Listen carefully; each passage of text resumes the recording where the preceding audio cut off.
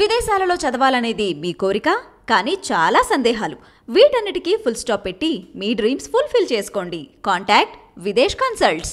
నమస్తే, welcome to I dream. నా పేరు ప్రసాద్. భాష నేర్చుకుంటే ఉద్యోగ అవకాశాలు వస్తాయా అంటే నిజమే అంటున్నారు కొరియన్ ఇన్స్టిట్యూట్ నిర్వాహకులు ప్రశాంత్ కుమార్. ప్రశాంత్ గారు కొరియన్ లాంగ్వేజ్కి సంబంధించి ఇన్స్టిట్యూట్ని ఏర్పాటు చేశారు. ఇది కేవలం ఉన్నత స్థాయి విద్యావంతులు కాకుండా దిగువ స్థాయిలో చదువుకున్న వారందరికీ కూడా ఉద్యోగ అవకాశాలు కల్పించేందుకు కొరియన్ లాంగ్వేజ్ అనేది కీలకం అంటున్నారు ఆయన. ఆంధ్రప్రదేశ్లో తొలి ఇన్స్టిట్యూట్ను ఏర్పాటు చేశారు. దాని ద్వారా చాలామందికి అతి తక్కువ నిర్వహణ ఖర్చుతో చాలామందికి ఈ కొరియన్ లాంగ్వేజ్ని చేరువ చేస్తున్నారు. ఇది ఒక రకంగా సామాజిక సేవగానే మనం పరిగణించాల్సి ఉంటుంది. ప్రశాంత్ గారు మనతో ఉన్నారు. ఆయన అడిగి చాలా విషయాలు తెలుసుకుందాం. సార్ నమస్తే. సార్ నమస్కారం. సార్ ప్రశాంత్ గారు, అంటే ఎవరు ఊహించినది, ఎవరు ధరిచారన్నది ఈ కొరియన్ లాంగ్వేజ్ మీరు పట్టుకున్నారు. ఆ కొరియన్ లాంగ్వేజ్ కూడా ఉపాధి కల్పిస్తుందా అన్న అనుమానాలు చాలా మందిలో ఉన్నాయి. ఆ కొరియన్ లాంగ్వేజ్ నేర్చుకుంటే వచ్చే ఉపయోగం ఏంటి? అసలు మీరు పెట్టిన ఇన్స్టిట్యూట్ పేరేంటి? సో మా ఇన్స్టిట్యూట్ పేరు యాక్సోక్ కొరియన్ ఇన్స్టిట్యూట్ అండి. ఇది మేము ద్వారకా నగర్లో మేము ఎస్టాబ్లిష్ చేసాం. ఇది ఆంధ్ర రాష్ట్రంలో, ఆంధ్ర తెలంగాణ రాష్ట్రాల్లో ఇదే మొదటి కొరియన్ ఇన్స్టిట్యూట్. సో మేము ఇక్కడ కొరియన్ భాష నేర్పిస్తున్నాం. కొరియా భాష వల్ల చాలా ఉపయోగాలు ఉన్నాయండి. సో హయ్యర్ ఎడ్యుకేషన్ గురించి మాత్రమే కాకుండా ఈవెన్ జాబ్ విషయంలో కూడా చాలా ఉపయోగాలు ఉన్నాయి. ఇప్పుడు నార్త్ ఇండియాలో చాలా మంది కొరియా భాషను నేర్చుకొని అక్కడ హయ్యర్ ఎడ్యుకేషన్ చేస్తున్నారు. అంత మాత్రం కాదు, జాబ్స్ కూడా చేస్తున్నారు. బిజినెసెస్ కూడా చాలా మంది చేస్తున్నారు. మ్యాంగో ఎక్స్పోర్ట్ చేయడం కానీ, లేకపోతే చేపలు ఎక్స్పోర్ట్ చేయడం కానీ. సో చాలా మంది అక్కడ కొరియన్స్కి ఉన్న డ్రాబ్యాక్ ఏంటి అంటే వాళ్ళ దగ్గర ఫైనాన్షియల్గా స్ట్రాంగ్గా ఉన్నప్పుడు కూడా లాంగ్వేజ్ విషయంలో వాళ్ళు చాలా వీక్ అండి. ఓకే, వాళ్ళకి కొరియా భాష తప్పించి వేరే భాష రాదు.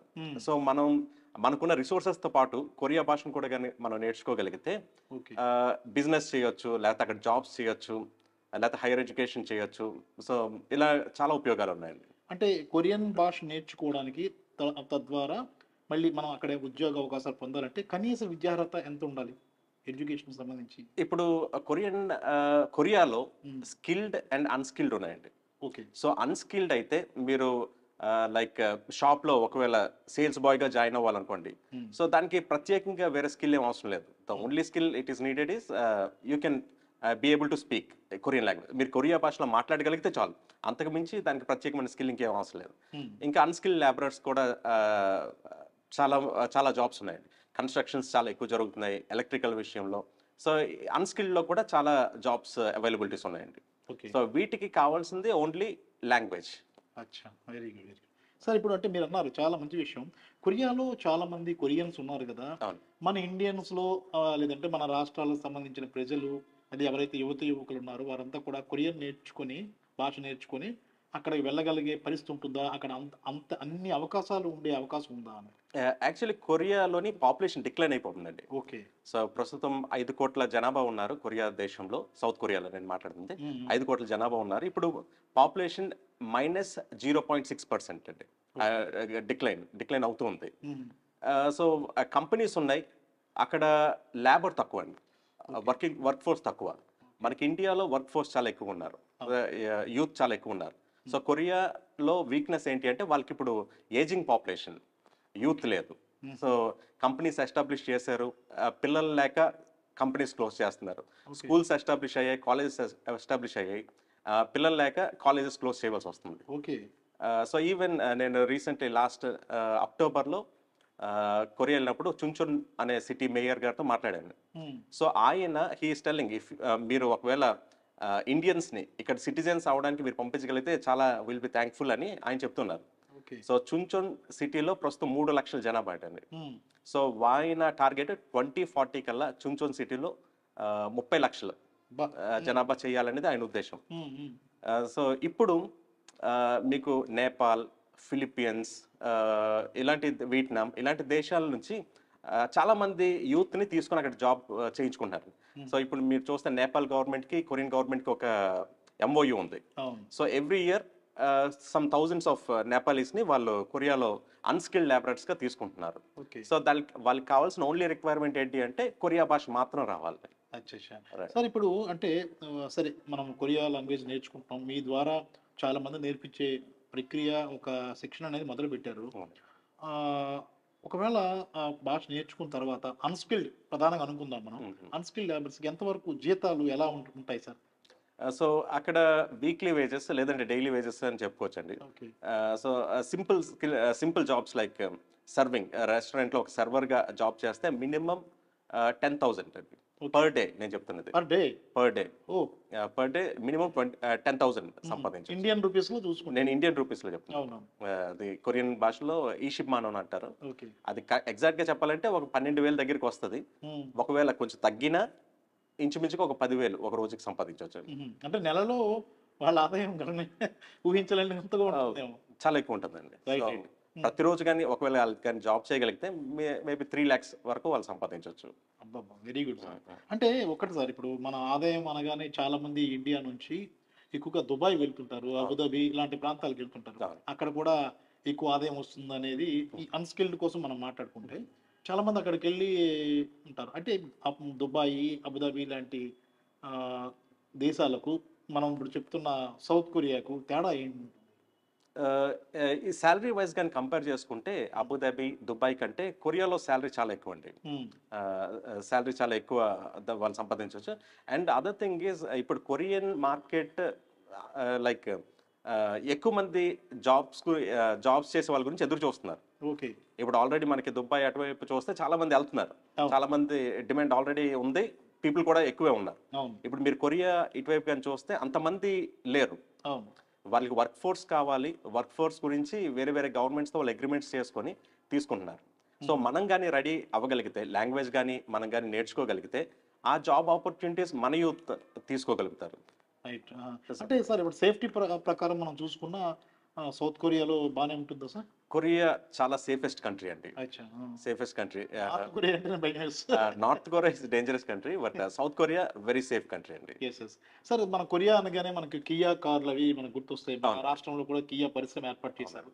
మీరు కియా పరిశ్రమతో ఏమైనా అనుబంధం ఏమైనా ఉందా? అంటే ఆ సంబంధం ఏమైనా ఉందా? నేను కియా మోబిస్‌లోని అక్కడున్న హై లెవెల్ ఎగ్జిక్యూటివ్స్‌కి కొరియన్ లాంగ్వేజ్ టీచ్ చేస్తున్నానండి. అచ్చా! 2018 నుంచి నేను స్టార్ట్ చేశాను. హ్మ్. సో ఆ టైంలో నేను అనంతపూర్‌లో ఉన్న ఎస్‌కే యూనివర్సిటీలో అడ్జంక్ట్ ప్రొఫెసర్‌గా కూడా జాబ్ చేస్తుండేవాడిని. హ్మ్. సో ఈవినింగ్ టైమ్స్‌లో నేను కియా మోబిస్‌లో నేను వాళ్ళకి కొరియన్ లాంగ్వేజ్ టీచ్ చేస్తున్నాను. అంటే ఇండియన్స్‌కి. ఇండియన్ స్టాఫ్‌కి. అచ్చా! ఇండియన్ స్టాఫ్‌కి కొరియన్ లాంగ్వేజ్ నేను నేర్పిస్తున్నాను. అది 2018లో స్టార్ట్ అయింది. కంటిన్యూ అవుతూనే ఉంది. Right sir. సార్ ఇప్పుడు మన మీ ట్రైనింగ్ సెంటర్‌కి వద్దాము. ఎంతమందిని ఇలాగా కొరియన్ లాంగ్వేజ్ నేర్పించాలన్న తపనతో మీరున్నారు? ఎలాంటి వారిని మీరు ఆహ్వానిస్తున్నారు? అంటే సహజంగానే నిర్వహణ ఖర్చులనేవి ఉంటాయి. అవును. ఇప్పుడు ఎంత మనం సామాజిక సేవ చేద్దామన్నా అవును. కొంతైనా ఖర్చు భరించాల్సి ఉంటుంది. అవును. అంటే మీరు నాకు తెలిసినంత వరకు మీరు నిర్వహణ ఖర్చులు చాలా తక్కువగా ఆశిస్తున్నారు. అవును. చాలా తక్కువ ఎక్కువ మందికి ఉపాధి కలిగించడానికి కొరియన్ లాంగ్వేజ్ నేర్పించాలనేది మీ తపనగా కనిపిస్తుంది. ఎగ్జాక్ట్‌లీ. చాలా మంచి విషయం సార్ ఇది. మీ లక్ష్యం ఏమైనా పెట్టుకున్నారా సార్? అంటే ఉత్తరాంధ్ర జిల్లాల నుంచి గాని, ఆంధ్ర, తెలంగాణ ప్రాంతాల నుంచి రైట్. వచ్చే వాళ్ళకి మీరేంటి సూచన చేస్తారు? నేను ఫస్ట్ టైం 2003లో కొరియాలో ఎళ్ళినప్పుడు ఒక్క ఇండియన్ కూడా మనకు కనిపించేవారు కాదండి కొరియాలో. అసలు ఇండియన్సే లేరు. నేను 2015, 16 ఆ టైం నుంచి ఎళ్తున్నప్పుడు చూస్తే నార్త్ ఇండియన్స్ మనకు చాలా ఎక్కువ మంది కనబడుతుంటారు. ఓకే. నార్త్ ఇండియన్స్ కనిపిస్తుంటారు. తెలుగోళ్ళు మాత్రం ఒక్కళ్ళు కనబడరండి. ఇంకా తమిళియన్స్ కొంతమంది కనబడతారు గానీ, హ్మ్. తెలుగోళ్ళు ఒక్కళ్ళు కూడా కనబడరండి. ఓకే. సో నేను 2003కి ముందే నేను లాంగ్వేజ్ నేర్చుకున్నాను. ఇంతకాలం అయ్యి అక్కడ ఇప్పుడు నార్త్ ఇండియాలో చాలా ఇన్‌స్టిట్యూట్స్ కొత్త కొత్త ఇన్‌స్టిట్యూట్స్ వచ్చాయి. చాలా మందిని ట్రైన్ చేస్తున్నారు. చాలా మందికి జాబ్ ఆపర్చునిటీస్ ఇప్పిస్తున్నారు. అవును. ఎంతకాలం కొరియా భాష నేర్చుకొని ఇన్ని చేసి కూడా మనం ఒక్కళ్ళు కూడా ట్రైన్ చేయలేకపోయామే అనే బాధతో కొరియన్ ఇన్‌స్టిట్యూట్ ఒకటి స్టార్ట్ చేయాలి అనే ఉద్దేశంతో ఇది స్టార్ట్ చేయడం జరిగిందండి. అవును. ఇది యాక్చువల్లీ ప్రాఫిట్ మోటివ్ అయితే కాదండి. మేము తీసుకుంటున్న ఫీజు కూడా చాలా తక్కువ. అవును. ఈవెన్ హైయర్ ఎడ్యుకేషన్ గురించి మీరు యూఎస్ గాని అటువైపు గాని వెళ్తే మీకు 20 లాక్స్ మినిమం అవును. ఖర్చు అవుతుంటది. అవును. మీరు కొరియాకి గాని హైయర్ ఎడ్యుకేషన్ గురించి గాని వెళ్ళాలి అనుకుంటే మీరు ఒక 3 లాక్స్ ఓకే. 3 లాక్స్‌తో మీరు హైయర్ ఎడ్యుకేషన్‌కి కొరియాకి వెళ్ళొచ్చండి. ఓకే. ఓకే. అంటే అలాగే ఇప్పుడు అన్‌స్కిల్డ్ లేబర్‌కి సంబంధించి కూడా మీరు నేర్పించగలుగుతున్నారు కదా సార్ చాలా అవునండి. మందికి. వాళ్ళకి కూడా ఎంత ఖర్చు అవుతుంది సుమారుగా అక్కడికి వెళ్తే? ఎలా పంపించగలుగుతారు ఏంటనేది?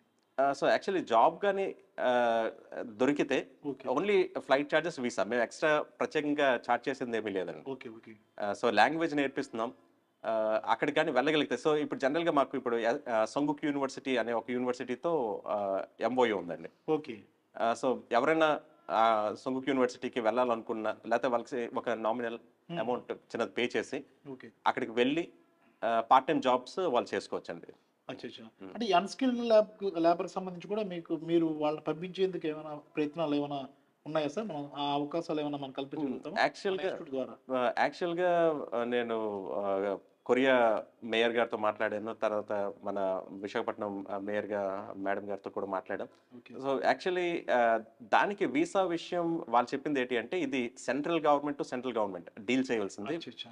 స్టేట్ గవర్నమెంట్స్లో మనం చేయలేము అని వాళ్ళు చెప్పారు. అయితే మేము ఇప్పుడు ప్రస్తుతానికి ఏర్పాటు చేసిన విధానం ఏంటి అంటే, ఎడ్యుకేషనల్ వీసాలో అంటే అక్కడ సంగుక్ యూనివర్సిటీలో ఎడ్యుకేషన్ చదువుకుంటూ జాబ్ చేసే విధంగా మేము ఎంఓయూ ఒకటి రెడీ చేసామండి. ఓకే. So okay. గురించి 10+2 చదివిన ఏ విద్యార్థి అయినా సరే సంగుక్ యూనివర్సిటీలో జాయిన్ అయ్యి అక్కడ చదువుకుంటూ జాబ్ చేసుకోవచ్చు, పార్ట్ టైం జాబ్ చేసుకోవచ్చు. అచ్చచ్చా! Very good sir. అంటే మనం అంటే మీరు ఇంటర్మీడియేట్ స్థాయి నుంచి మనం ఒక సౌత్ కొరియాలో చదువుకునే అవకాశాలు ఉన్నాయి. అవునండి, అలాగే యూనివర్సిటీలో కూడా. అవునండి, యూనివర్సిటీలు కూడా. ఓకే. ఓకే. అంటే ఇప్పుడు అమెరికా అటు దేశాలకు వెళ్ళే కంటే సౌత్ కొరియాని ఎంపిక చేసుకోవడం బెటర్ అంటారు. చాలా వరకు టర్న్ అయితే అవునండి, ఉద్యోగ అవకాశాలు ఎక్కువగా వేగంగా వచ్చే అవకాశం ఉందంటారు. ఎగ్జాక్ట్లీ, అంతేనా?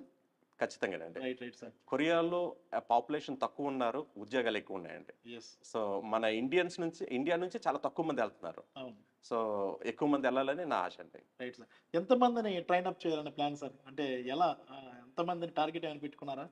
సో నేను ఇందాక చెప్పినట్టు మన చుంచోన్ యూనివర్సిటీ చుంచోన్ మేయర్ గారితో మాట్లాడినప్పుడు హ్మ్. వాళ్ళు ప్రస్తుతం 3 లక్షల జనాభా ఉన్నారు, మాకు 30 లక్షలు చేయాలని మా కోరిక అని అన్నారు. Yes.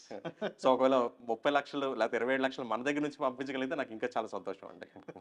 Very good. Thank you very much sir. అంటే ఫైనల్‌గా సార్ మిమ్మల్ని ఎక్కడికి కలవాలంటే విద్యార్థులు ఏ రకంగా సంప్రదించాలి? ఇది అంటే మన ఇన్‌స్టిట్యూట్‌కి నేర్చుకోవాలంటే కొరియన్ లాంగ్వేజ్. ఓకే. ఒకవేళ ఇక్కడ కానీ కొరియన్ లాంగ్వేజ్ నేర్చుకోవాలనుకుంటే ఆన్లైన్ ఉందండి, ఆఫ్లైన్ ఉందండి. ఓకే. సో అండ్ సమ్మర్ వెకేషన్స్లో స్పెషల్ క్లాసెస్ కూడా ఉన్నాయి. హ్మ్. సో ఆన్లైన్ అంటే మీరు యాక్సోక్ కొరియన్ ఇన్స్టిట్యూట్ అని టైప్ చేసి సెర్చ్ చేస్తే మీరు ఆన్లైన్ కోర్సెస్ గురించి తెలుసుకోగలుగుతారు. Yaksok. Yaksok Y? Korean institute, అచ్చా! ఒకసారి స్పెల్లింగ్ కరెక్ట్.